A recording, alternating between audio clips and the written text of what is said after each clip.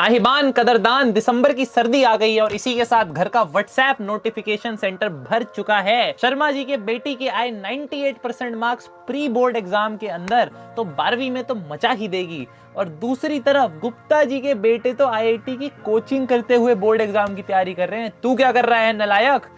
और आपके दोस्त आपको बोल रहे हैं कि बोर्ड एग्जाम तो फॉर्मेलिटी है मेरे दोस्त, इसको पढ़ के क्या करेगा। पर दिमाग में कीड़ा आपके भी नाच रहा है कि 95% अगर बोर्ड एग्जाम के अंदर ले आया 12वीं के अंदर तो हवा तो पूरी पूरी बन जाएगी। अब इतनी सारी चीजों में फोकस करें तो कहां करें? मैं समझ सकता हूं आपकी प्रॉब्लम, क्योंकि 2019 में मैं भी सेम स्थिति के अंदर था और बोर्ड एग्जाम के अंदर तुम्हारे भाई ने भी 95% मार्क्स निकाल दिए थे। फ्लैक्स नहीं है, तुम भी निकालोगे। रियलिटी चेक बता देता हूं भाई, ये दिसंबर से लेके मार्च अप्रैल तक का फेज वो होता है जब तुम्हारे पेरेंट्स एक्सपेक्ट करेंगे भाई बोर्ड एग्जाम आ रहे हैं बेटा, तो रात को 2 बजे तक तो मिनिमम पढ़ना शुरू कर दे, सोना वोना भूल जा। और तुम्हारे दोस्त तुम्हें 3 बजे पबजी खेलने के लिए बुला रहे हैं और वहीं पे तुम अपने कमरे में अकेले बैठे हुए इंस्टाग्राम स्क्रॉल कर रहे हो और ये सोच रहे हो कि भाई क्लास में ज्यादा ध्यान तो दिया नहीं, ये 95% का टारगेट पॉसिबल है भी या नहीं। तो भाई पहली चीज मैं बता देता हूँ, बिलीव इन योरसेल्फ। बहुत क्लीशेड एडवाइस है, बंद करने का मन करेगा वीडियो, पर मैं बता रहा हूँ it helps. Believe in yourself. कोई फैंसी टिप्स नहीं है भाई इस वीडियो के अंदर कि ऐसा कर लो जादू टोना हो जाएगा, हैंड राइटिंग अच्छी लिख लो नंबर मिल जाएगा। वो चीजें बता रहा हूँ जो मेरे को लगता है कि फॉलो करोगे अपने आप रिजल्ट निकल के आएगा। आज 75% 75% पे बैठे हो, 75% से 95% ले जाने की जिम्मेदारी बिल्कुल मेरी रहने वाली है। सब्जेक्ट स्पेसिफिक अप्रोच लेंगे और कुछ जो माइनर टिडबिट्स मेरे को लगता है मैंने अपने टाइम में किए थे वो मैं आप लोगों के साथ शेयर करूंगा। बिल्कुल भी मेसअप नहीं करना है, चीज़ों को ध्यान से सुनते जाना है बस, चाहे 1.5x पे कर लो वीडियो। तुम्हारी आज प्रेजेंट बेसिस पे बोर्ड की क्या टारगेट परसेंटेज है वो मेरे को कमेंट सेक्शन में बता दो, ताकि एकदम वो बिलीफ स्ट्रांग हो जाए कि हाँ भाई इतना तो हम लेके ही आ जाएंगे। अच्छी लिखना, 50% मत लिख देना। पहला सब्जेक्ट आ जाता है यार हमारा इंग्लिश। मेरे टाइम में मेरे 96 मार्क्स आए थे इंग्लिश के अंदर और मैं बता सकता हूँ बहुत सारे बच्चे भाई सब्जेक्ट को लाइटली लेते हैं। बिल्कुल मत लेना भाई, मार लेता है ये सब्जेक्ट तुम्हारी। तुम्हें लगेगा पेपर अच्छा हो और नंबर निकल के आएंगे 80-82। बहुत सारे स्टूडेंट्स के साथ मैंने देखा है होता हुआ, और उसका मेन कारण है कि जो एग्जामिनर का चेकिंग का फॉर्मेट है, तो जो एग्जामिनर की एक्सपेक्टेशन है और जो तुम डिलीवर करके आते हो उसमें कहीं ना कहीं मिसमैच होता है। इस चीज़ को कैसे सुधारना है? पहली चीज़ यार, डेली एक 30 मिनट्स का रूल बना लो कि रात को सोने से पहले इंग्लिश का कुछ ना कुछ पढ़ना है या देखना है। ठीक है, अगर पढ़ सकते हो तो बहुत ही बढ़िया। ठीक है, बहुत सारी गाइडें किताबें होती हैं, और अगर पढ़ना बहुत ही झंझट लगता है तो कोई भी एक 1 शॉट वीडियो पकड़ो 20-25-30 मिनट की और उसको देखना शुरू कर दो बार बार, ताकि वो तुम्हारे दिमाग में कंठस्थ हो जाए। मैंने भी अपने टाइम में बनाई थी, तो उनको भी तुम वीडियोस को रेफर कर सकते हो। लिखोगे क्लास 12 इंग्लिश विस्टास यशकर, कुछ ना कुछ तुम्हें मिल जाएगा। ठीक है, तो एक तो वो वाली चीज़ अपने को ध्यान रखनी पड़ेगी। दूसरी चीज़ इसके अंदर हमारी आ जाती है यार कि फॉर्मेट्स, स्पेलिंग मिस्टेक्स, ऐसी बहुत छोटी छोटी चीज़ें हमें लगती हैं जिसको हम ज़्यादा भाव नहीं देते हैं। लौंडे हम तो ऐसे ही बात करते हैं, राइट। पर एग्जामिनर को नंबर काटने का कोई ना कोई बहाना चाहिए तुम्हारा। ठीक है, उससे परसेंटेज नॉर्मलाइज करनी है, तो एग्जामिनर के पॉइंट ऑफ व्यू से सोचो कि उसे नंबर काटने का बहाना कहाँ मिलेगा, जो चीज़ टेक्स्ट बुक में लिखी है और तुमने गलत करी है। वरना इंग्लिश तो भाई सोच का इमेजिनेटिव सब्जेक्ट है, वो गलत कैसे करे? It's not mathematics, it's not physics और केमिस्ट्री।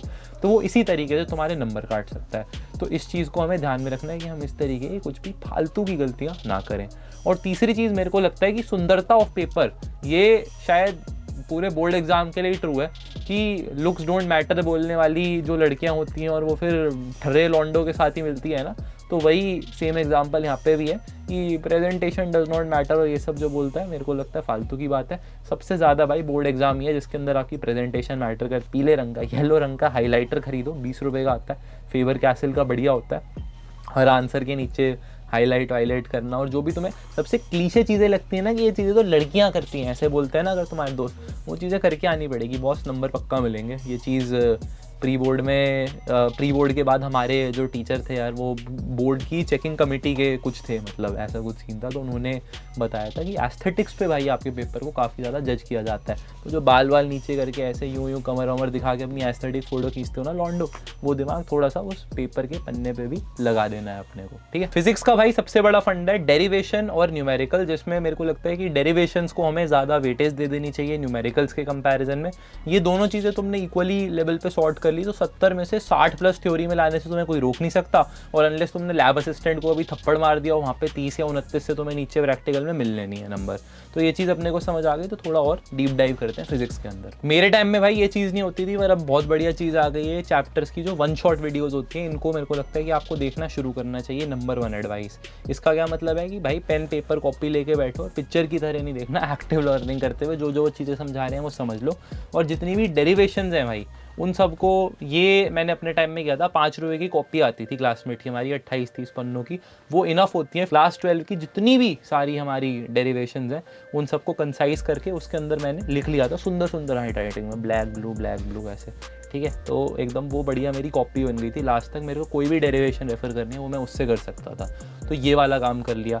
और तीसरी चीज़ मेरे हिसाब से, मॉक पेपर्स के आप एनालिसिस करोगे, मतलब प्रीवियस ईयर में जो क्वेश्चंस कितनी बार पूछे गए हैं, उतनी ही ज़्यादा आपको उस पर्टिकुलर क्वेश्चन की प्रैक्टिस होनी चाहिए।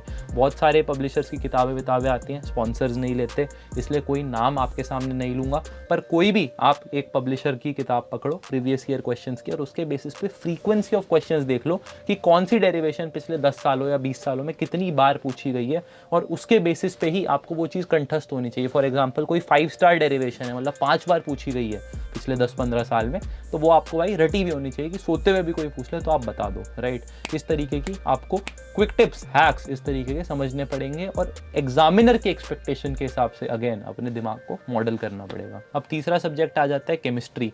मैं जिस कोचिंग में जाता था भाई, मैं 4 साल कोचिंग करी, तो मेरे यहाँ पे जो टीचर थे केमिस्ट्री के, वो बोलते थे एनसीईआरटी इज़ योर बाइबल, ठीक है। तो बायोलॉजी में NCERT is your Bhagavad Gita, but chemistry के अंदर एनसीईआरटी इज़ योर बाइबल। सारी चीज़ें भाई, चाहे जेईई मेंस का एग्जाम हो हमारा या हमारा बोर्ड का एग्जाम हो, सब कुछ एक एक लाइन भाई एनसीईआरटी से निकल के आती है, कहीं से भी आ जाती थी। कहीं छोटा छोटा टेक्स्ट लिखा है ना फॉन्ट साइज 6 में, वहाँ से भी क्वेश्चन निकाल के दे देते थे। तो इतने ज़्यादा भाई क्रेजी है एनटीए वाले एग्जाम सेटर या बोर्ड वाले, आप बोल लो, ये वाली चीज़ है। पर एनसीईआरटी भाई सही में बाइबल है केमिस्ट्री की। आज मैं इस चीज़ को समझ पाता हूँ। 3 होते हैं केमिस्ट्री में, फिजिकल केमिस्ट्री होती है, इनऑर्गेनिक केमिस्ट्री और ऑर्गेनिक केमिस्ट्री। ऑर्गेनिक से मेरे को लगता है बहुत ज़्यादा डर लगता है बच्चों को, उसको साइड रखते हैं। सबसे पहले फिजिकल की बात करते हैं। इसमें आपकी स्टीरियो केमिस्ट्री, एटॉमिक स्ट्रक्चर, तो इसके अंदर भाई न्यूमेरिकल्स पे अगर आप कहीं ना कहीं फोकस करो, जो एनसीईआरटी के एग्जाम्पल्स हो गए हमारे, राइट, उसके अलावा जो पीछे बैक क्वेश्चंस बोलते हैं जिनको, वो हो गए, तो उनको आप कंठस्थ कर लोगे तो वहाँ से ही उसी फॉर्मेट पे कुछ ना कुछ निकल के आता है। थोड़ा बहुत पीवाईक्यूज की प्रैक्टिस कर लोगे तो वहाँ से मोटा मोटा आपका वो चीज़ सॉर्ट हो जाएगी। थ्योरी इजी ही होती है फिजिकल केमिस्ट्री की। न्यूमेरिकल में स्टेप बाय स्टेप मतलब देख लेना, और कहीं कहीं ऐसा होता है कि टीचर ना फाइनल आंसर देख लेता है और वो गलत होता है तो कहीं कहीं पूरा गलत कर देता है। तो इंश्योर करना कि आपकी कैलकुलेशंस बहुत ज़्यादा सॉर्टेड है, क्योंकि मेरे को लगता है वहाँ पर भी बच्चे कहीं ना कहीं नंबर लूज कर रहे होते हैं। इनऑर्गेनिक केमिस्ट्री के लिए भाई बेस्ट तरीका है, जो ये सारे होते थे ना, अब तो मेरे को याद भी ना है, हेलीना कबर से फरार, राइट, इस तरीके के जो ये सारे होते थे, ये सारी जो भी ऐसे शॉर्ट फॉर्म को गाने में बना देते हैं ना, ये वाली चीज़ें भाई मेरे को लगता है इनऑर्गेनिक केमिस्ट्री में बहुत काम आती थी। कोई भी ऑर्डरिंग वगैरह अगर हमें याद करनी है, कुछ भी करना है, और शॉर्ट नोट्स मेरे को लगता है कोऑर्डिनेशन कंपाउंड जैसे पीडीएफ, ये जो सारे होते थे, इन सब के हमको कहीं ना कहीं बनाने चाहिए। मैंने भी लाल पीले नीले पेन से बहुत बनाए, बहुत कोशिश भी करी याद करने की, पर भूल ही जाता था।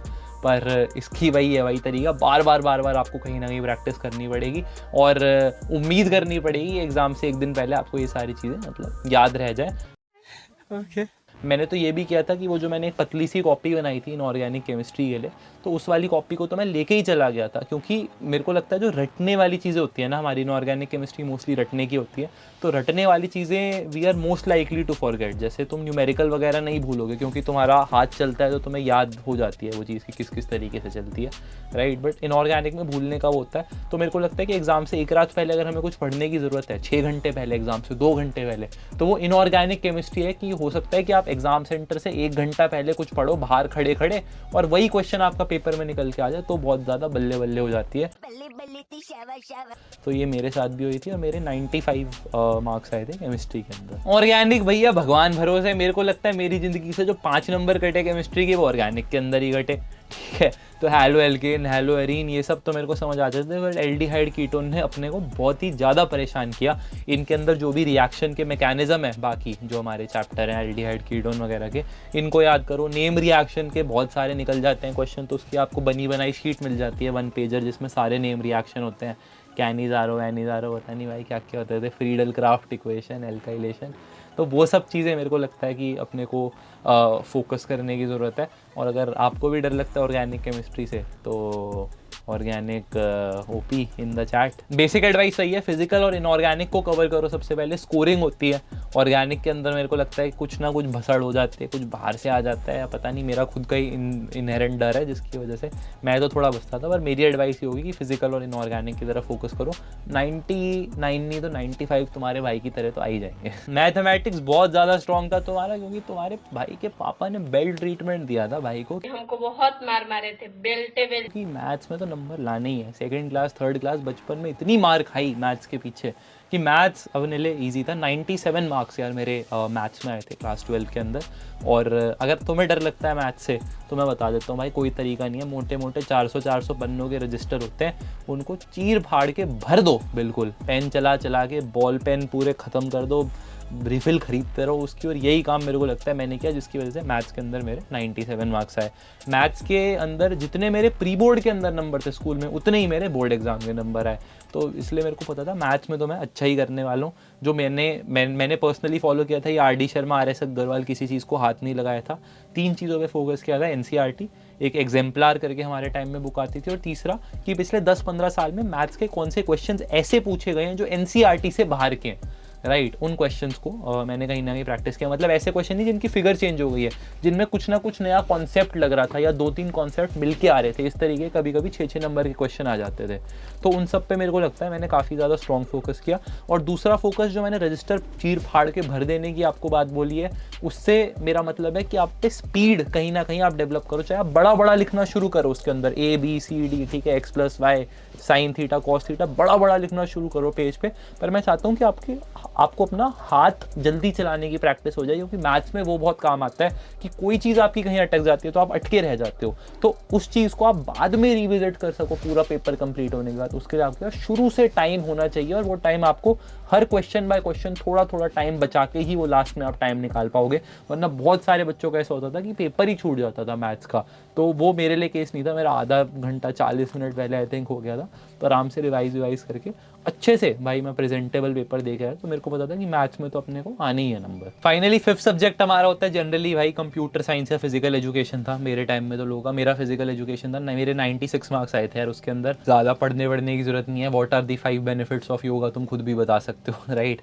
तो वो वाली चीज़ है। इसके लिए मैं तो वीडियो वगैरह देख के चला जाता था, उससे मेरा निकल गया था मोटा मोटा। प्रैक्टिकल के अंदर थोड़ा भाई दंड पेल पुशअप वुशअप लगवाते हैं, तो वो देख लेना क्या तुम्हें करना है, कैसे सेटिंग वेटिंग बनानी है उनके साथ। पर ये फिजिकल एजुकेशन का हो गया। कंप्यूटर साइंस के अंदर भाई जितना मैंने सुना NCERT से ज़्यादा आता नहीं है। तो पर जो तुम्हारे टीचर्स होते हैं स्कूल के, वो ऑलरेडी बता देते हैं, क्योंकि उन्हें आइडिया होता है पिछले साल के पेपरों को देख के क्या आ रहा है। तो कोड वोड की प्रैक्टिस करना शुरू करो, ड्राई कोड जो भी तुम्हें लिखना होता है वो लिख लो, राइट। प्रैक्टिकल के अंदर CS के अंदर आई थिंक सबसे ईजी होता है नंबर लाना। तुम्हारी टीचर दे ही देती है सबको, क्योंकि घर घर की बात होती है तो नंबर लेना। तो CS में मेरे को लगता है कि प्रैक्टिकल्स में इतना इशू नहीं आता, बट जो थ्योरी वाला एस्पेक्ट है उस पर आपको कहीं ना कहीं काम करना पड़ेगा। तो फिजिकल एजुकेशन की किताब तो आप अपने बस्ते में रख सकते हो, उस पर अभी ज़्यादा दिमाग लगाने की ज़रूरत नहीं है। पर हाँ, इस चीज़ पे आपको थोड़ा थोड़ा फोकस, कंप्यूटर साइंस अगर आपके पास है तो करना शुरू करो। और फिजिकल एजुकेशन में थोड़ा दौड़ भाग करना शुरू कर दो, ताकि प्रैक्टिकल में नंबर ना कटवा लो। हमारे टाइम में 30 में से 25 नंबर लेके आया भाई बच्चा, भाग नहीं पा रहा था। तो वो सब के थोड़ा सा मतलब निकाल लो, क्या पता थोड़ा माइंड ही रिफ्रेश हो जाए। कंप्यूटर साइंस में थोड़ी भाई कंठस्थ पढ़ाई आपको करनी होगी, पर लास्ट में जाके एग्जाम होता है तो छुट्टियां बहुत मिलती है जहाँ तक है कंप्यूटर साइंस के एग्जाम में, तो उसमें इतनी दिक्कत नहीं आने वाली। एकदम सब्जेक्ट स्पेसिफिक स्ट्रैटेजी भाई तुम लोगों ने बनाई है, मजा आया आज मेरे को ये वाली वीडियो करके। सब्सक्राइब कर देना, अच्छी लगी तो और बोर्ड एग्जाम से रिलेटेड कंटेंट लेके आऊँगा, कैसे नंबर लेके आने हैं और करियर ऑप्शन क्या क्या करने हैं। 12वीं के नंबर आ जाएंगे CUET JEE के बाद, पर एडमिशन कहाँ लेना है उसके बारे में हम बताते हैं एकदम फ्री में। तो चैनल को सब्सक्राइब कर देना और हम आपसे मिलेंगे एक और नई वीडियो में। टारगेट बोर्ड परसेंटेज कमेंट कर देना, और 50 से नीचे किसी ने करी तो थप्पड़ ही थप्पड़ है। तुम्हारे मम्मी पापा और टीचर्स हैं, मैं तो तुम्हारा भाई हूँ, हाथ मिलाओ और ऐसा रैप अप। Bye bye.